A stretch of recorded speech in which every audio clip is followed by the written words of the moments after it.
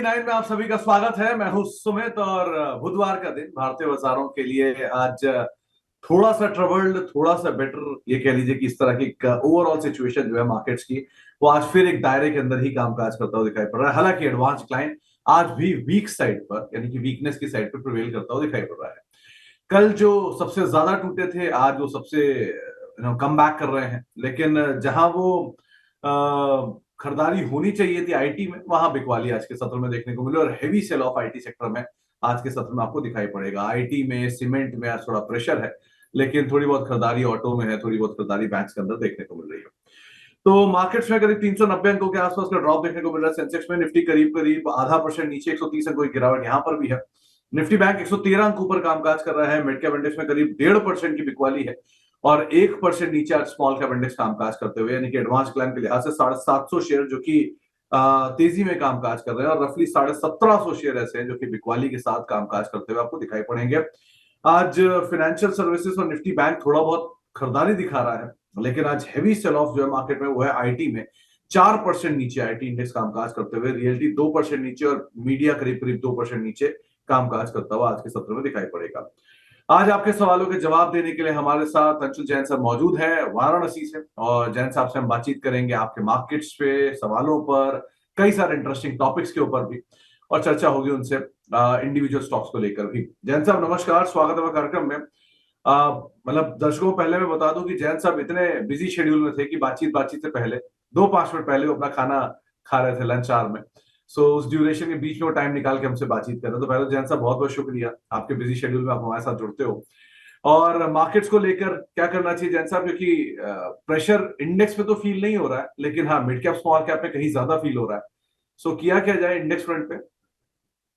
नमस्कार सर, नमस्कार आपके सभी दर्शकों को।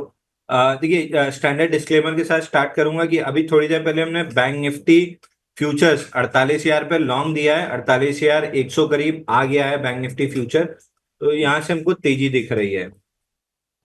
निफ्टी में आप देखिए थोड़ा सा प्रेशर है और वो मेजर प्रेशर आईटी की वजह से है। आईटी इंडेक्स में हमने डिस्कस भी किया था, 37,800 का सपोर्ट होल्ड नहीं हो रहा है, तो लगभग 35,000 तक के टारगेट आएंगे। और आज मेजर प्रेशर जो आपका आ रहा है निफ्टी पे, वो सीएनएक्स आईटी की वजह से आ रहा है और ये प्रोबेबली कंटिन्यू रहेगा 1-2 सेशन में और उसके बाद कहीं बाउंस बैक बनेगा। तो मेजरली ऑटोज को या बैंक को थोड़ा सा और एक्स्ट्रा एफर्ट डालना पड़ेगा, तब निफ्टी चलेगा। मेजर सपोर्ट अगर निफ्टी पे देखें तो होल्ड हुआ है फिलहाल के लिए 22,300 के आसपास का। तो ये डिप एक अपॉर्चुनिटी हो सकती है 22,300 के आसपास बाइंग के लिए। वहीं बैंक निफ्टी पे क्लियरली बाई बन रहा है सीपीआर के अंदर, और प्रीवियस क्लोज के पास आके रिजेक्शन कैंडल बनी है। यहाँ से करीब करीब 48,055 यानी 60-70 पॉइंट की और तेजी होगी और उसके ऊपर निकलते हैं तो फिर वापस नया डे हाई बनेगा। तो अगर किसी को लॉन्ग प्ले करना है, relative strength clearly bank Nifty में है, बैंक निफ्टी लॉन्ग प्ले करना चाहिए। अगर कहीं भी वीकनेस बनती है और शॉर्ट साइड प्ले बनेगा, मैं निफ्टी बैंक निफ्टी में शॉर्ट सजेस्ट नहीं कर रहा हूँ, बट अगर कहीं बनेगा तो निफ्टी में बनेगा, ज्यादा पैसा वो देगा। बट मेरा बायस लॉन्ग साइड में है और मैं अगेन अपने स्टांस को मेंटेन करूंगा कि जब भी निफ्टी या बैंक निफ्टी में इस तरीके का पुल बैक आएगा, बढ़ती के मार्केट में जब 2-3 दिन का पुल बैक आएगा, मिड कैप स्मॉल कैप में ज्यादा तेजी से पिटाई होती हुई दिखेगी और वो आज के सेशन में क्लियरली एविडेंट है। तो मिड कैप स्मॉल कैप अभी भी आपको नहीं पकड़ना है, केवल और केवल लार्ज कैप्स में ट्रेड करना है। लार्ज कैप में ट्रेड करना है केवल और केवल, लेकिन निफ्टी में बायस पॉजिटिव है। मतलब जैन साहब ये 2-3 बार बोल दो, अच्छा सा लग रहा है सुनने में कि कोई तो पॉजिटिव हुआ बाजार में, जहां हर तरफ सब तरफ मंदी मंदी मंदी हो रही है, कोई तो तेजी की बात कर रहा है। खैर आगे बढ़ते हैं, जरा कुछ गेनर लूजर भी लेकर आइए स्क्रीन पर। आज कहां पर खरीदारी है, कहां पर बिकवाली देखने को मिल रहा है। आज इंडेक्स में अगर खरीदारी है तो आज डाइवर्सिफाइड है। पहले टेलीकॉम आज आगे आ गया है। आज के सत्र में जहां थोड़ी बहुत बाइंग देखने को मिल रही है, उसमें कुछ सेलेक्टिव बैंक्स हैं जहां पर अप्रूव देखने को मिल रहा है, और साथ ही साथ कुछ और स्पेस जहां पर खरीदारी है, उसमें आज टेलीकॉम भी आपको दिखाई पड़ेगा। पहले तो कोटक महिंद्रा बैंक, टाटा मोटर्स आज खरीदारी में, एचडीएफसी बैंक, सन फार्मा यहाँ पर खरीदारी देखने को मिल रही है। गिरने वाले शेयरों में Wipro, tech Mahindra, HCL, Adani enterprises, 3 नाम आईटी के जो कि प्रेशर में कामकाज करते हुए दिखाई पड़ रहे हैं। इसके अलावा मिड कैप में खरीदारी है बीएससी में, एनएलसी इंडिया में, वोल्टास में, सुंदरम फाइनेंस में, जहां पे खरीदारी देखने को मिल रही है। मिड कैप में गिरने वाले शेयरों में PV fintech, Bharti hexa, Indus tower और ओरेकल फाइनेंशियल, ये कुछ ऐसे नाम जहां पर आज के सत्र में आपको बिकवाली दिखाई पड़ेगी। खरीदारी स्मॉल कैप साइड पर आज जीएसपीएल में है, ब्लू स्टार में है, केईसी में है, और आवास फाइनेंशियल जो कि तेजी के साथ कामकाज कर रहे हैं। गिरने वाले शेयरों में Ramco cement, FSL, Zensar tech और एबी रियल स्टेट, यहाँ पर कुछ हद तक प्रेशर आज के सत्र में दिखाई पड़ रहा है। जैन साहब, शुरुआत आईटी से ही करूंगा। Wipro, HCL tech, tech Mahindra तीनों तेजी से बिकवाली में है। सो क्या ये प्रिवेल करेंगे? अभी अभी प्रेशर वाली साइड पे दिख रहा है, कोई आईटी में नाम दिख रहा है जहां पर लॉन्ग जाया जा सकता है?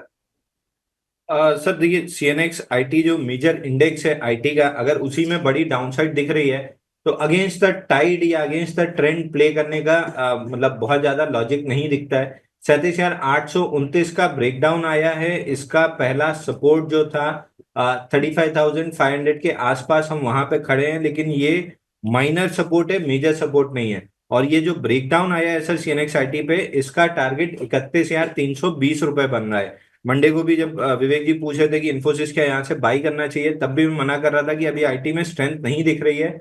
इन्फोसिस अगर होल्ड नहीं किया, जिससे आपका फ्लैग पैटर्न बना है, 1680 रुपए तोड़ के नीचे चलता है तो 1516 का टारगेट बनेगा। और आप देखिए, 2 ही दिन में, आज ही ये सेशन में 5%, 6% टूटा है, कल भी टूटा था, 1516 आते हुए दिख रहा है। तो मैं मेजरली लार्ज कैप भी ट्रैक कर रहा हूँ इसमें, और लार्ज कैप में भी गिरावट और बची हुई दिख रही है।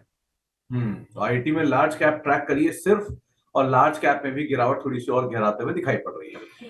चलिए, अब शुरुआत करेंगे सवाल जवाब के सिलसिले की, और बातचीत करेंगे जैन साहब से आपके सवालों को लेकर भी। लेकिन अगर आपका भी कोई सवाल है और आप भी इस कार्यक्रम का हिस्सा बनना चाह रहे हैं और जैन साहब से किसी भी शेयर को लेकर उनकी राय जानना चाह रहे हैं, तो नंबर आपकी स्क्रीन पर है, 9311121874। ये हमारा व्हाट्सएप नंबर है। ईमेल आईडी है money9query@tv9.com, और साथ ही साथ आप यूट्यूब और फेसबुक के जरिए भी इस कार्यक्रम का हिस्सा बन सकते हैं और अगले 1 से 1.5 घंटे तक हमारे साथ जुड़ सकते हैं, बातचीत कर सकते हैं आपके सवालों को लेकर भी। सिंह साहब का एक सवाल आया, राम सिंह साहब का। अंशुल जी की रिकमेंडेशन पर 123 रुपए पर उन्होंने आईओसी बाय किया था शॉर्ट टर्म के लिए। अब उन्हें क्या करना चाहिए? देखो जैन साहब, खरीदारी इन्होंने शॉर्ट टर्म के लिए तो 100% श्योर हूं आपने एक स्टॉप लॉस भी दिया होगा। बढ़िया फंडामेंटल साइड पर है डिविडेंड यील्ड के लिहाज से। आप कैसे देख रहे हो इसे? सर एग्जैक्टली जो मैं कहना चाह रहा था, आपने वही पॉइंट आउट किया कि 9.5% की डिविडेंड यील्ड है। ऐसे स्टॉक को ट्रेडिंग के लिए मतलब मैं क्या, कोई भी रिकमेंड नहीं करेगा, हर आदमी यहाँ पे इन्वेस्टमेंट के लिए रिकमेंड करेगा। मैंने भी इन्वेस्टमेंट के लिए रिकमेंड किया है। यहाँ से पहला टारगेट जो हमारा था 126.50 का, वो टेस्ट हुआ है 50 डे मूविंग एवरेज। वहां पे 5 दिन की कंसोलिडेशन हो चुकी है और 2-3 दिन की कंसोलिडेशन हो सकती है। जब भी ये 126 के ऊपर सस्टेन करना चालू करेगा, टारगेट 139.85 का, और उसके ऊपर 145 का बनेगा। तो 139.8 और 145.1, ये दो टारगेट मेरे को मतलब 1.5 से 2 महीने में आते हुए दिख रहे हैं। उसके पहले भी आ सकते हैं अगर मोमेंटम हाई रहा तो, बट मान के चलिए कि 1 से 1.5 महीना लगा सकता है टारगेट आने में। 1 से 1.5 महीना लगा सकता है टारगेट आने में। लेकिन ये बात सही है कि जैन साहब, इस समय पर ये स्टॉक जो है, ये डिविडेंड यील्ड के लिहाज से 9.5% का यील्ड मिल रहा है, जो आपको एश्योरिटी देता है कि बाजार में अगर कुछ भी सिचुएशन आए तो एटलीस्ट आपको 9-9.5% रिटर्न तो निकल ही आएगा। सो इसीलिए आप आराम से पहले इसको इन्वेस्टमेंट ग्रेड के हिसाब से देखिए इंस्टेड ऑफ ट्रेडिंग के लिहाज से। प्रदीप दिदवानिया साहब का एक सवाल आया है आपको। पहले तो ये नमस्कार कर रहे हैं जैन साहब। और वोल्टैम की एंट्री करनी चाहिए क्या इस जोन में? वैल्यू वाइज ये बढ़िया लेवल पर आ गया, करेक्शन भी हाई लेवल से काफी दिखा चुका है, करना क्या चाहिए इसमें? सर इसमें अभी डाउनसाइड कंप्लीट नहीं हुई है, इसमें अभी भी बड़ी डाउनसाइड बची हुई है। ये काउंटर धीरे धीरे करके देखिए, पहले ये तो आता है स्मॉल कैप में, 6,754 करोड़ का मार्केट कैप है, 4,533 करोड़ का इसका फ्री फ्लोट है। और पिछले 4 क्वार्टर के मैं रिजल्ट देख रहा हूँ, ईपीएस नेगेटिव ही पोस्ट कर रहा है।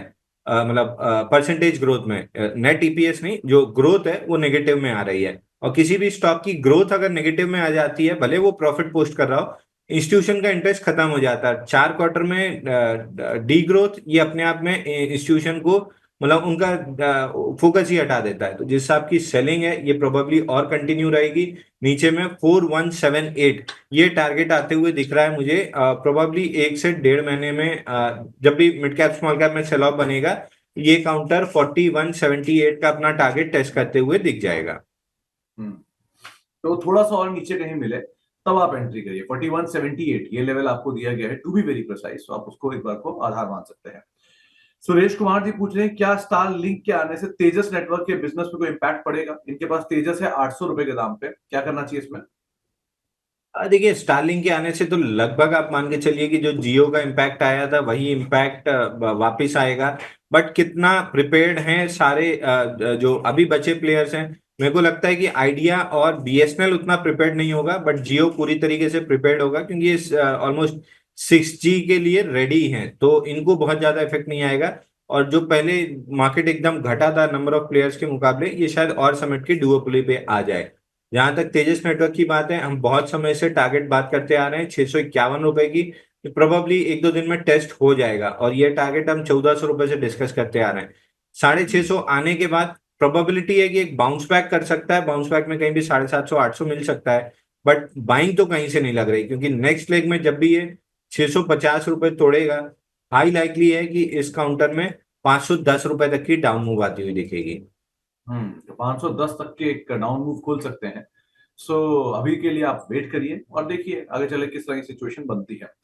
ममता सिंह जी का एक सवाल आया है, अदानी पावर इन्होंने 526 पे ले रखा है और अदानी एनर्जी 770 रुपए पे ले रखा है, इन दोनों में क्या करना चाहिए ना? देखिए अदानी पावर में परसों की सेशन में ब्रेकआउट अटेम्प्ट हुआ था 514 के ऊपर, 515 के ऊपर।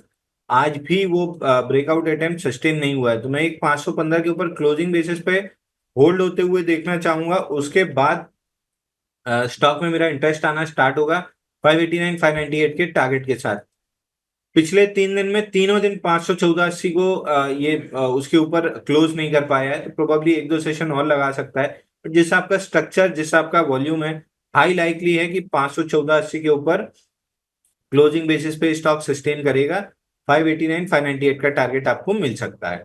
दूसरा अदानी एनर्जी सॉल्यूशन, यहाँ पे हमने एंकर वीवैप डिस्कस किया था, पूरे इस मूव का जहां से चला है वो था 788 के अराउंड।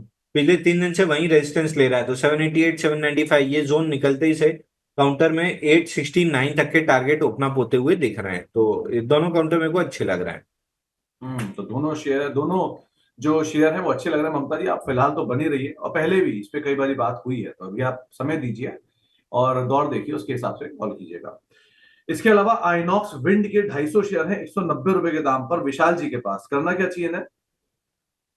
देखिए INOX wind topped out counter है, ऑन द बाउंस बैक शायद आपको 195 196 मिल जाए।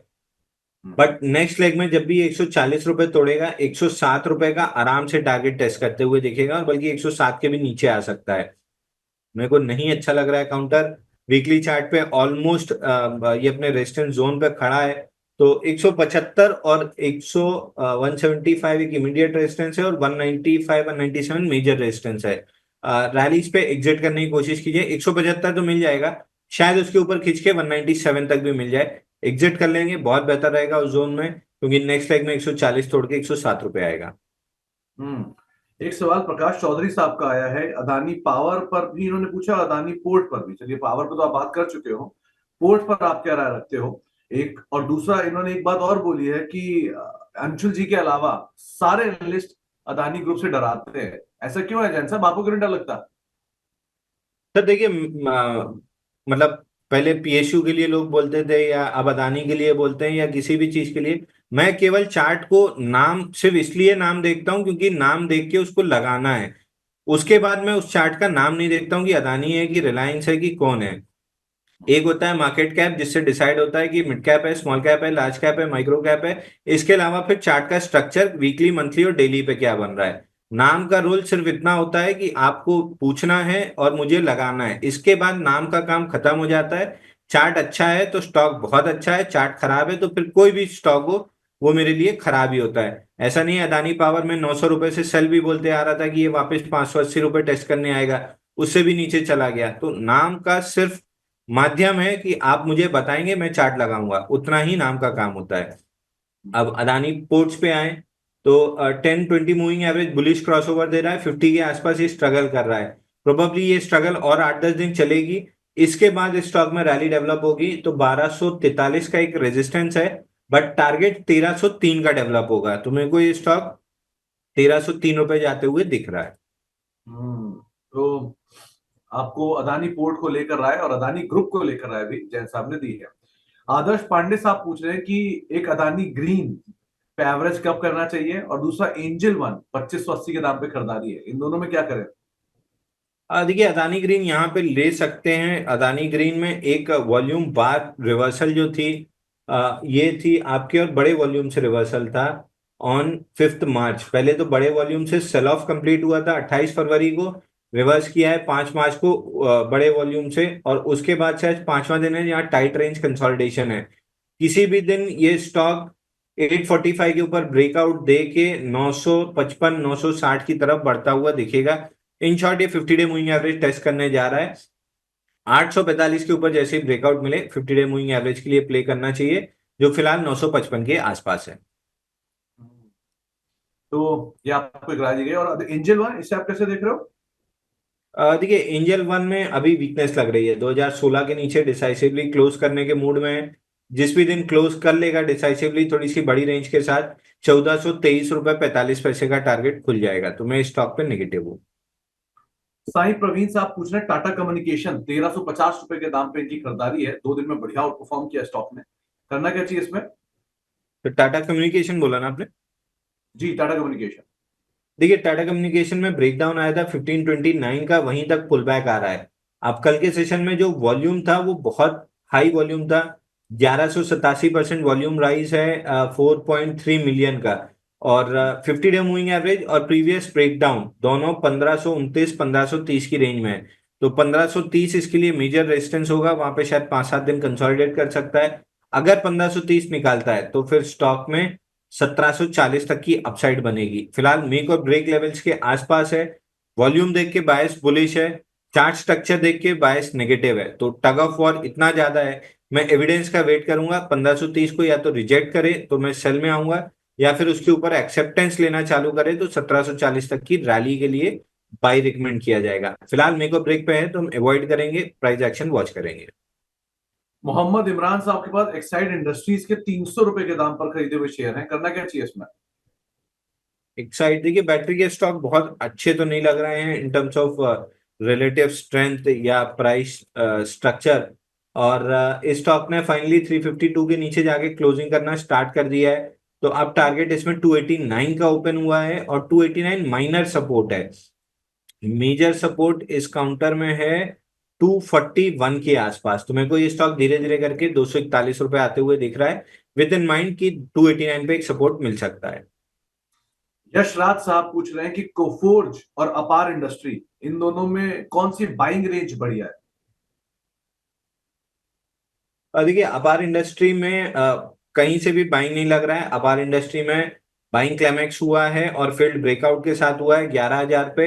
इसका बहुत आराम से जो टारगेट बनता है वो आप मान के चलिए कि समवेयर अराउंड 2300, प्रिसाइसली 2458 रुपए का टारगेट बनता है। तो अपार इंडस्ट्री से आप जितना दूर रहेंगे उतना बेहतर रहेगा। करंट मार्केट प्राइस से भी 50% गिर सकता है। ऑलरेडी हाई से 50% गिरा हुआ है, मैं करंट मार्केट प्राइस से 50% गिरने की बात कर रहा हूँ। मार्केट कैप नोट कर लीजिए 2200 करोड़ का है, यानी ये मिड कैप कैटेगरी में फॉल करता है। मिड कैप में भी बहुत पेन बचा हुआ है। कोफोर्ज? दूसरा स्टॉक सर इनका कुफोर्ज था। जी। कुफोर्ज में देखिए 6,695 तक का डाउनसाइड दिख रहा है, और फिलहाल आईटी स्टॉक्स एक्सट्रीमली वीक लग रहे हैं। तो कुफोर्ज अपना टारगेट आराम से कंप्लीट कर लेगा। उसके नीचे शायद ब्रेकडाउन ना दे, क्योंकि वहीं पे वीकली चार्ट पे ब्रेकआउट भी था तो रीटेस्ट हो जाएगा। तो 6695 आ रहा है, वहां पे जाके प्राइस एक्शन पे डिसाइड करेगा कि मेक और ब्रेक होगा। केआरएन हीट और फर्स्ट सोर्स सॉल्यूशंस, ये करण साहब के पास है, इन दोनों में करना क्या चाहिए? एक के चार्ट तो बहुत पुराने नहीं होंगे, लेकिन करें क्या दोनों में? सर स्टॉक का नाम रिपीट करेंगे, आपकी आवाज कट गई। के आर एन हीट और साथ ये साथ फर्स्ट सोर्स सॉल्यूशंस। देखिए फर्स्ट सोल्यूशन में तो क्लियरली ब्रेकआउट था 225 ऑड लेवल्स पे, वहां से 400 तक की रैली हुई और अब स्विंग लो टूट रहा है। लोअर हाई और लोअर लो दोनों कंफर्म हो गए हैं। तो पहला टारगेट इस स्टॉक में पहला टारगेट नहीं, पहला सपोर्ट बनता है इस स्टॉक में 291 का, बट टारगेट बनता है 225 रुपए का। तो इस स्टॉक में भी अभी काफी डाउनसाइड है। सेम 21,374 करोड़ का मार्केट कैप है, यानी मिड कैप में आ रहा है। तो हाई लाइकली है कि 225 रुपए का टारगेट ही अपना टेस्ट कर लेगा। केआरएन हीट एक्सचेंज में स्ट्रक्चर बेहतरीन है, आईपीओ बेस का ब्रेकआउट है और उसके ऊपर बेस ऑन बेस पैटर्न है। बट इस स्टॉक को 985 रुपए के ऊपर सस्टेन करना मैंडेट है, और ये हर बार उस लेवल से सेलिंग दिखा रहा है। चार्ट पे विक्स क्लियर है, यानी 980 से 1000 रुपए के बीच में कोई ना कोई स्मार्ट मनी इसमें स्टॉक सेल कर रहा है। अगर आपको लेना है तो 1000 रुपए के ऊपर क्लीन ब्रेकआउट आ जाने दीजिए, क्लोजिंग हो जाने दीजिए, स्ट्रेंथ दिख लेने दीजिए, उसके बाद बाई कीजिएगा तो बड़े टारगेट्स मिल सकते हैं। लेकिन अगर इसी तरीके से जो विक्स फॉर्मेशन है ये बनती रही तो किसी भी दिन एकदम से क्रैकडाउन आएगा स्टॉक में और पहला ही टारगेट 695 रुपए का खुल जाएगा। तो मेक और ब्रेक लेवल्स के आसपास है, मैं इसको मीक करने दूंगा। पहले 1000 के ऊपर जब कंफर्म हो जाएगा तब मैं बाई कॉल्स रिकमेंड करना स्टार्ट करूंगा। फिलहाल मेरी वॉच लिस्ट में है but with a bullish voice, but मैं यहाँ बाई नहीं रिकमेंड कर रहा हूँ। सुभाष जी का एक सवाल आया है यूनाइटेड स्पिरिट्स पर, 1 से 2 साल का इनका नजरिया है, करना क्या चाहिए इसमें जैन साहब? देखिए यूनाइटेड स्पिरिट्स 1302 रुपए के मेजर सपोर्ट पे आके वहां पे साइडवेज है। यहाँ से एक्यूमुलेशन या बुलिश कैंडल्स दिखनी चाहिए, यानी अप कैंडल्स पे वॉल्यूम बढ़ना चाहिए था कंपेयर टू डाउन कैंडल्स, लेकिन ऐसा नहीं हो रहा है। तो क्लियरली ये विजिबल है कि स्टॉक में अभी भी डिस्ट्रीब्यूशन है। हालांकि 1302 के मेजर सपोर्ट पे है तो एक बार 50 डे मूविंग एवरेज तक बाउंस कर सकता है 1390 के आसपास तक। बट नेक्स्ट लेग में 1300 रुपए तोड़ के समवेयर अराउंड जो 1300 का ब्रेकआउट था उसी कैंडल का लो आता है 1132 रुपए सकता है। मैं ये नहीं रिकमेंड कर रहा हूं कि यहां से आप एग्जिट कर लीजिए या शॉर्ट कर लीजिए, क्योंकि स्टॉक में जब रिवर्सल आएगा, बड़ी तेज रिवर्सल आएगा, शायद एंट्री करना मुश्किल हो जाएगा। जिसके पास है आराम से होल्ड करके बैठिए, जिसके पास नहीं है 1132 रुपए में खरीदने की चेष्टा कीजिए। तो यहाँ नहीं, लेकिन लोअर लेवल पे आप खरीदारी करें वो ज्यादा बेटर है। डिवाइन पटेल साहब का भी एक सवाल आया है, इन्होंने बहुत क्लियर सवाल पूछा है जैन साहब कि इनके पास 2000 शेयर है आरईसी के 134 रुपए के दाम पर, ये और मतलब लंबी अवधि के लिए उसे रखते हैं, और ये इसमें क्या इन लेवल्स पे ऐड करना चाहिए इन्हें? पहला सवाल। अगर नहीं तो क्या ये रिलायंस या आईओसी ऐसी कंपनियों को ऐड कर सकते हैं 10 साल के टाइम होराइजन से? आप क्या देख रहे हो? देखिए इस स्टॉक को जितना आप लंबी अवधि के लिए रखेंगे उतना आपका पेन बढ़ता रहेगा, क्योंकि स्टॉक को धीरे धीरे करके 248 रुपए तक आना है। Here and there bounce back जरूर दे सकता है, बट ये स्टॉक 248 की राह पे आराम से चल रहा है, वहां तक पहुंच जाएगा। एक पुल बैक आपको मिल सकता है 50 डे मूविंग एवरेज 427 तक, ये रूल आउट नहीं कर रहा हूं, बट इवेंचुअली इसकी नियति 248 रुपए आने तक की है। हाई लाइकली है, हाई ऑड्स टारगेट है, 95% में श्योर हूं कि आ जाएगा। एग्जिट कर लेना बेटर ऑप्शन है, यहां कर लें या थोड़ी रैली पे कर लें। 10 साल का आपका नजरिया है तो आई वुड सजेस्ट कि आप रिलायंस ले लें, ज्यादा बेटर होगा। अगेन स्टैंडर्ड डिस्क्लेमर, मेरे पोर्टफोलियो में भर के रिलायंस पड़ा हुआ है, बैंक बीज और रिलायंस। तो I would suggest Reliance, but IOC भी मेरे को इक्वली गुड लगता है। 9.5% का डिविडेंड यील्ड है, तो या तो आधा आधा पैसा डाल लें, और अगर एक ही लेना है दो में से तो मेरे पास रिलायंस है, इसलिए शायद मैं बायस भी हो सकता हूँ, बट मेरे को रिलायंस पे ज्यादा अच्छा लगेगा अगर दो में से एक सेलेक्ट करना है तो। ओके, अमित जी का एक सवाल आया है एशियन पेंट्स 2500 रुपए के दाम पर और इंडसइंड बैंक 1000 रुपए के दाम पे, इन दोनों में क्या करना चाहिए? देखिए इंडसइंड बैंक तो परसों के सेशन में हमने डिस्कस किया था कि नीचे में 611 और 551 दो टारगेट आ सकते हैं। 611 से बेहतरीन बाउंस बैक आया है, बट वॉल्यूम कल जितना सेल ऑफ का वॉल्यूम था, कल 1700% वॉल्यूम राइज था इंडसइंड बैंक में, 101 मिलियन का वॉल्यूम था। आज भी लगभग हमने 87.7 मिलियन का वॉल्यूम कर लिया है, यानी वॉल्यूम कल के सेल के बराबर आज हो गया है। लेकिन प्राइस पे आप देखें तो कल 26% गिरा था और आज केवल 5% बढ़ा है, यानी प्राइस पे अभी भी बहुत ज्यादा वीकनेस है। आज इमीडिएट तो नहीं लग रहा है, 2 4 6 हफ्ते लगा के ये काउंटर 611 तोड़ेगा और 551 तक आएगा, तो यहाँ पे बाई की तो बिल्कुल सलाह नहीं है। ऑन द रैली 740 मिलता है, तो वहां पे अगर रिजेक्शन बनता है तो एक बार एग्जिट करने की सलाह रहेगी। एशियन पेंट्स में जितनी खराब चीजें आ सकती थी सब निकल गई हैं। वीकली चार्ट पे मेजर सपोर्ट इसका 2186 था, वहां पे लास्ट वीक में हैमर रिजेक्शन कैंडल बनी है, और क्रूड भी गिरना स्टार्ट हो गया। ऑलरेडी $78 से $66 आ गया है। $62 का टारगेट है हमारा, वो कंप्लीट करने के बाद $52 का डाउन साइड खुलेगा, यानी $52 तक आएगा। तो जितनी भी नेगेटिव चीजें थी सब निकल चुकी हैं एशियन पेंट्स में। यहाँ से एक्यूमुलेट करना स्टार्ट कीजिए। पहले ही राउंड में ये काउंटर आपको गैप रेंज है 2594 से 2757 के बीच में, तो ये दो टारगेट आपको मिल सकते हैं और इसके ऊपर फिर ऑल टाइम हाई निकल जाएगा। तो जो बाई ऑन डिप्स की स्ट्रैटेजी लार्ज कैप में होनी चाहिए, ये आइडियल स्टॉक है, डिप पे खड़ा हुआ है जहां पे आपको लॉन्ग एक्यूमुलेट करके 1 1.5 साल के लिए छोड़ देना चाहिए। 1 से 1.5 साल के लिए आप इसको फिलहाल बना के होल्ड करिए, समय दीजिए। आमतौर पे जैन साहब ऐसा बोलते नहीं, लेकिन अगर वो बोल रहे हैं तो सोच के ही बोल रहे होंगे, आप उस हिसाब से सोच लीजिए। इसके अलावा एक सवाल आया है पीएनबी पे, ताबिश महमूद साहब का।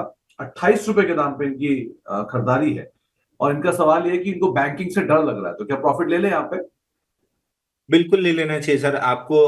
पीएनबी से निकल, बल्कि और पहले निकल जाना चाहिए था, जब ब्लाइंग क्लाइमेक्स हो रहा था इस काउंटर में, टॉपिंग आउट हो रहा था 140 के आसपास, तभी निकल जाना चाहिए। बट अभी भी निकल जाएंगे तो बेटर है। बैंकिंग में ही रहना है तो आईसीआईसीआई बैंक, एक्सिस बैंक या एचडीएफसी बैंक बहुत बेहतरीन लग रहा है। या फिर बेटर है कि इस समय ऑयल मार्केटिंग कंपनीज एकदम डीप डिस्काउंटेड प्राइस में है। लेके 4-5 साल छोड़ देंगे तो जैसे पीएनबी में 28 से आपने 140 तक की जर्नी देखी है, इन काउंटर्स में भी ऑलमोस्ट डबल होते हुए आप जनरली जर्नी देख लेंगे। तो आई वुड सजेस्ट कि ऑयल मार्केटिंग कंपनीज में चले जाना चाहिए आपको। ओके। आनंद वर्मा साहब पूछ रहे हैं, तो पहले आपके प्रशंसक है काफी बड़े, और इनका कहना है कि एमआरपीएल और वर्लपूल, क्या इन पे फ्रेश एंट्री करनी चाहिए? देखिए एमआरपीएल अपने मेजर सपोर्ट पे आके रीटेस्ट करके होल्ड कर रहा है। बट क्या इस काउंटर में बाइंग करना चाहिए, ये बड़ा सवाल आता है। और जिस हिसाब का स्ट्रक्चर है, बुलिश बेरिश दोनों, 60% बुलिश है, 40% ये फॉल बेरिश है। जब एकदम क्लीन व्यू ना हो तो मैं उसको बेटर होता है कि अवॉइड कर दूं। जैसे जब तक कॉन्फिडेंस ना आए तब तक मैं बाई नहीं रिकमेंड करता हूं। इस स्टॉक में मेरे को कॉन्फिडेंस नहीं आ रहा है, हालांकि 120 के ऊपर अगर सस्टेन करता है तो अपने ब्रेकआउट लेवल्स को रिक्लेम कर लेगा। ऊपर 155 175 के लेवल मिल सकते हैं। बट अगेन कॉन्फिडेंस नहीं है तो मैं ना बाई रिकमेंड करूंगा ना मैं इसमें पार्टिसिपेट करूंगा।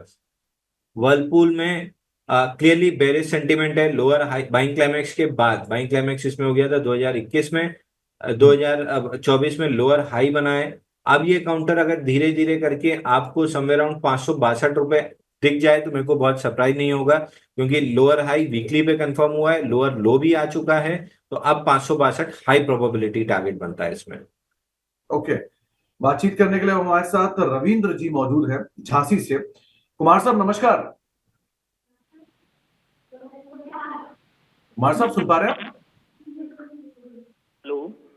हाँ रविंद्र जी, आपको आवाज आ रही है? जी जी जी सर। सर मेरे नमस्कार पास रविंद्र। नमस्ते सर। मैं नमस्कार रविंद्र। झांसी से बोल रहा हूँ सर, रविंद्र कुमार। हाँ जी, क्या जी सवाल है आपका? सर, मेरे पास गेल इंडिया के 500 शेयर है। एवरेज प्राइस है 187 की। तो सर मैं इसको एवरेज करना चाह रहा हूँ, तो मुझे ये पता करना था कि कहाँ पे एवरेज किया जाए। तो आपका नजरिया क्या है इसमें? सर मेरा नजरिया 3 साल का है। 3 साल का है, ओके। तो जैन साहब, क्या करना चाहिए? Gas authority of India limited 500 share है, 187 रुपए के दाम पर इनकी खरीदारी है, नजरिया 3 साल का है। क्या यहाँ पर एवरेज करें या थोड़ा और नीचे वेट करें?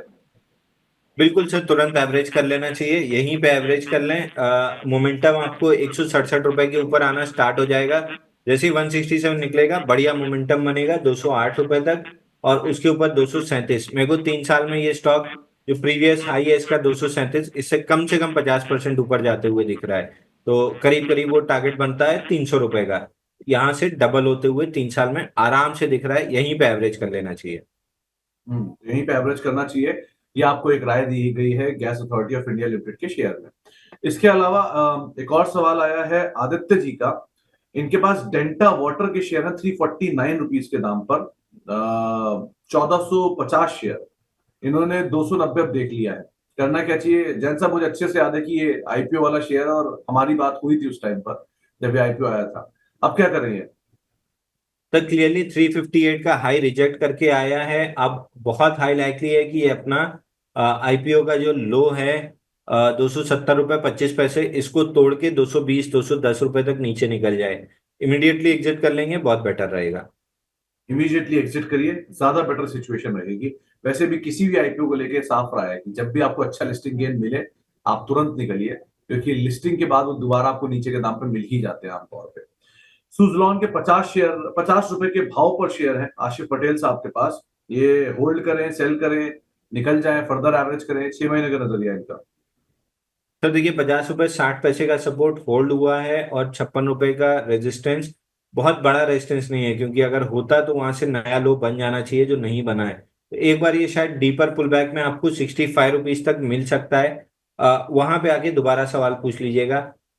दूसरा 50 रुपए का लेवल नोट कर लीजिए, 48 to 50 की मेजर सपोर्ट जोन है। जिस दिन इस सपोर्ट के नीचे क्लोज करे, बिना सवाल पूछे, बिना किसी से कंफर्म किए एग्जिट कर लीजिएगा। 35 रुपए 50 पैसे आएगा। तो फिलहाल मेक और ब्रेक जो जोन है उसके ऊपर ही टंगा हुआ है, और इतने सेल ऑफ के बाद भी वो जोन नहीं टूटी है, तो एक एक्सपेक्टेशन है कि 65 आ सकता है।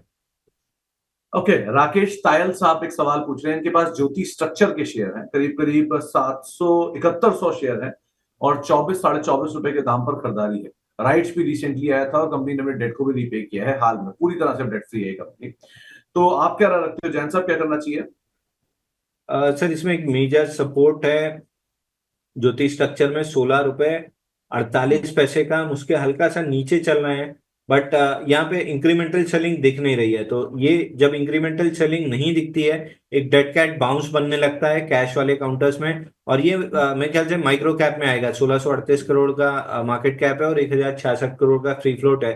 माइक्रो कैप में आएगा।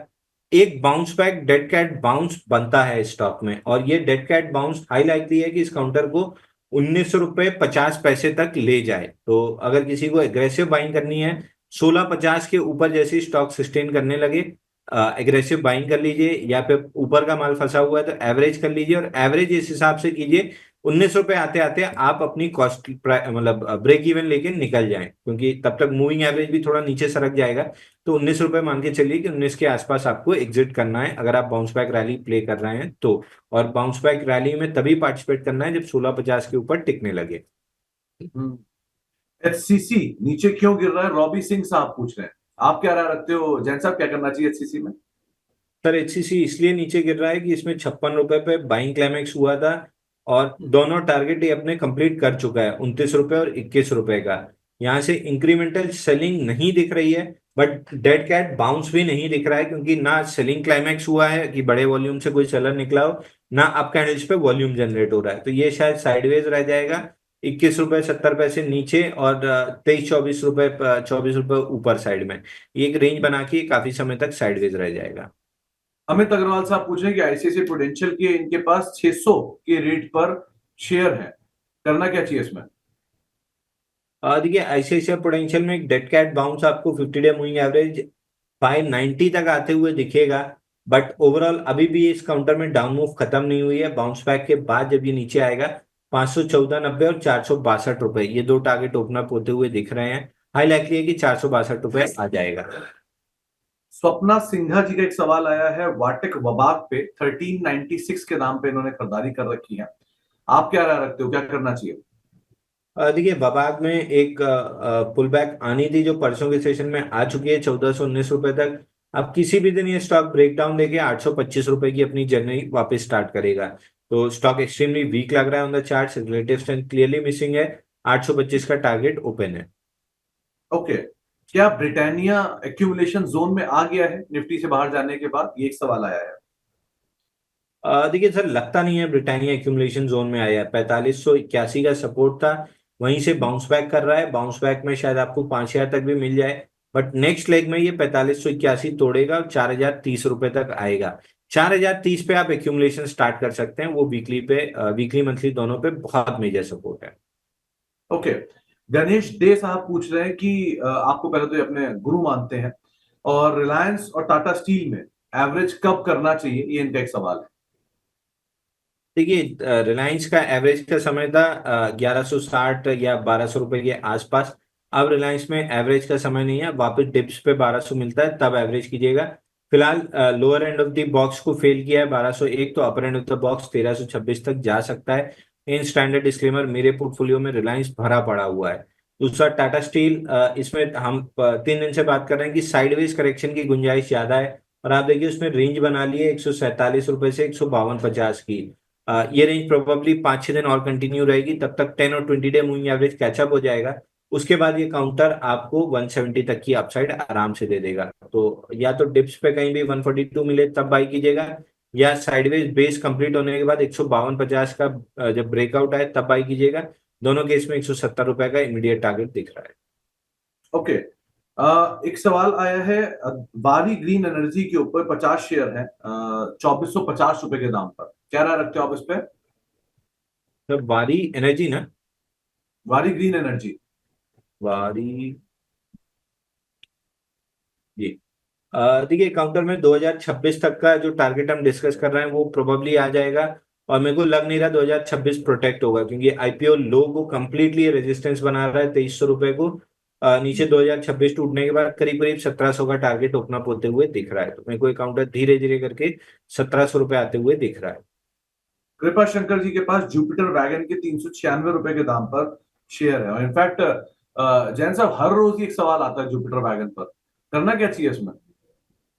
तो जुपिटर वैगन 720 रुपए से हम 299 के टारगेट्स डिस्कस कर रहे हैं। 299 के आसपास आके बाउंस बैक बनाने की लास्ट वीक कोशिश की थी, लेकिन 20 डे मूविंग एवरेज पे फिजल आउट हुआ है।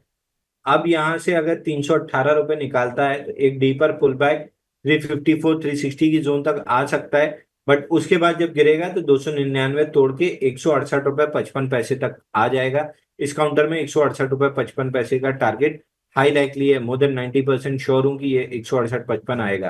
तो यहाँ एग्जिट करें या थोड़ा सा पुल बैक का एक चांस लेना है तो ले सकते हैं, बट जैसे भी हो रैलीज पे एग्जिट करने की कोशिश करें। नीचे में 168-55 आते हुए दिख रहा है।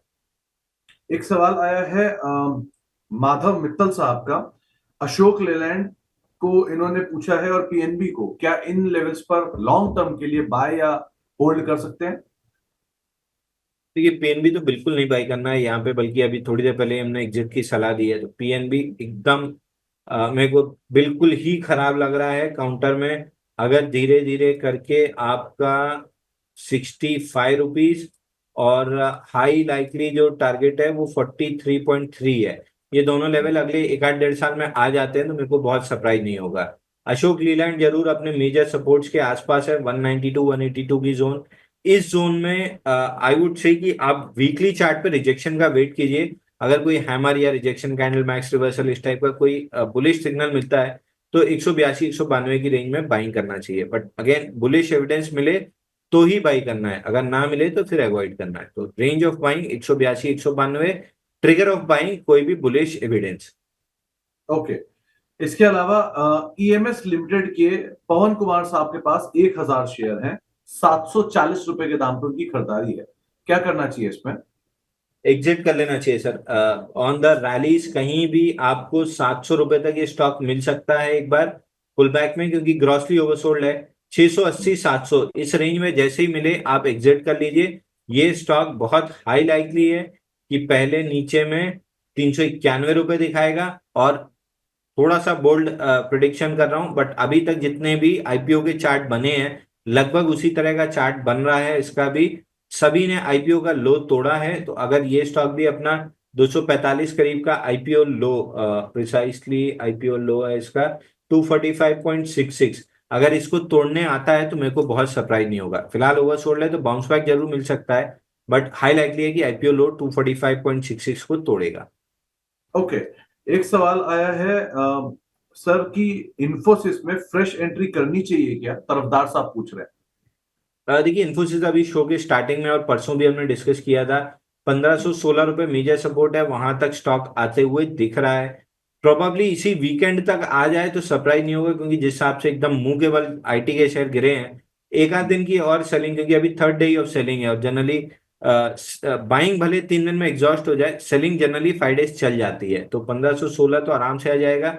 उसके नीचे अगर सस्टेन करता है तो फिर टारगेट रिवाइज करेंगे समवेयर अराउंड 1343 तक का, बट एक बार 1516 आने दीजिए, वहां देखते हैं क्या करता है स्टॉक, बट वहां तक तो आ जाएगा, इसकी मोर देन 95% प्रोबेबिलिटी है।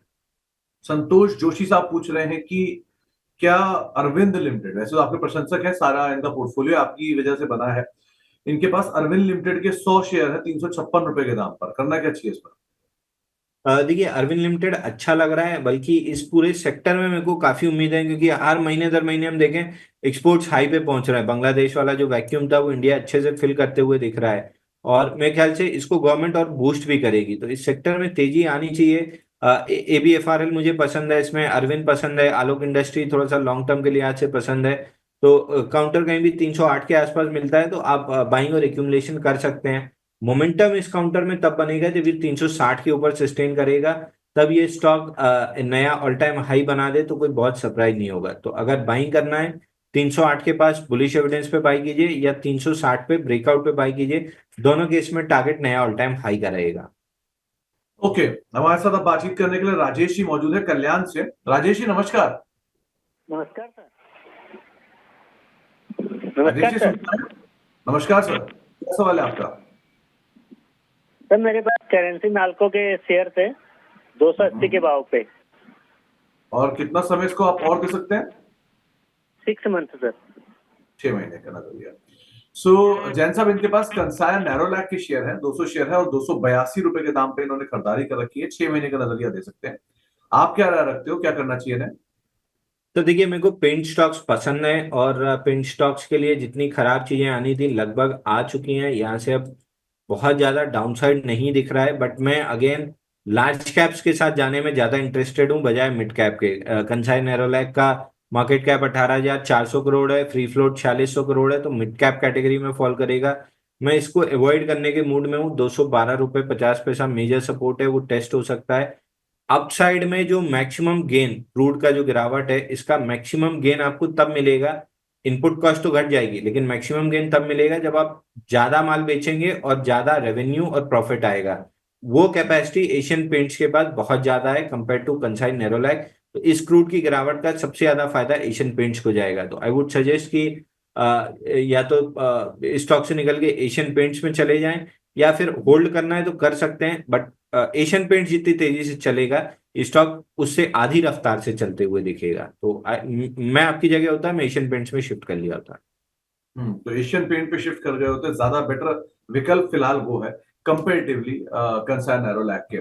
इसके अलावा एक सवाल आया है सेजिलिटी इंडिया पे डॉक्टर विवेक वैद्य साहब का। ये 2 साल का नजरिया इस पर रखना चाह रहे हैं, करना क्या चाहिए जैन साहब इसमें? देखिए, इस काउंटर में अगेन हमने काफी समय डिस्कस किया था कि ऑन दी डाउनसाइड 41 के नीचे जब भी क्लोज करेगा, अगर करता है तो फिर इसमें जो टारगेट खुलेगा वो समवेयर अराउंड 35 का खुलेगा। और जिस जो लक्षण है इसके, वो ये बता रहे हैं कि शायद ये 41 के नीचे क्लोजिंग दे देगा। तो मेरे को काउंटर में थोड़ी सी वीकनेस, थोड़ी क्या थोड़ी ज्यादा ही वीकनेस आती हुई दिख रही है।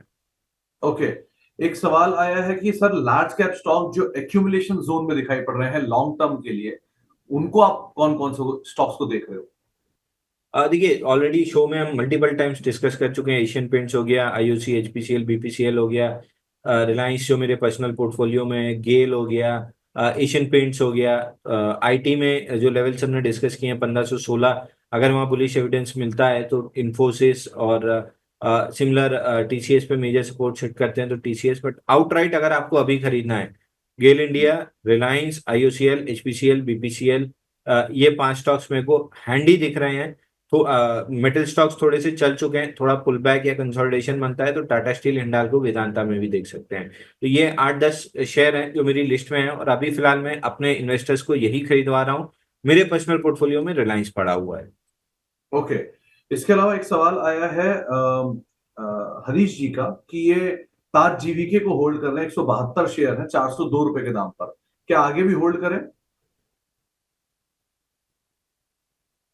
देखिए, ताज जीवीके होटल या होटल एज ए सेक्टर मेरे को बहुत बेहतरीन लग रहा है।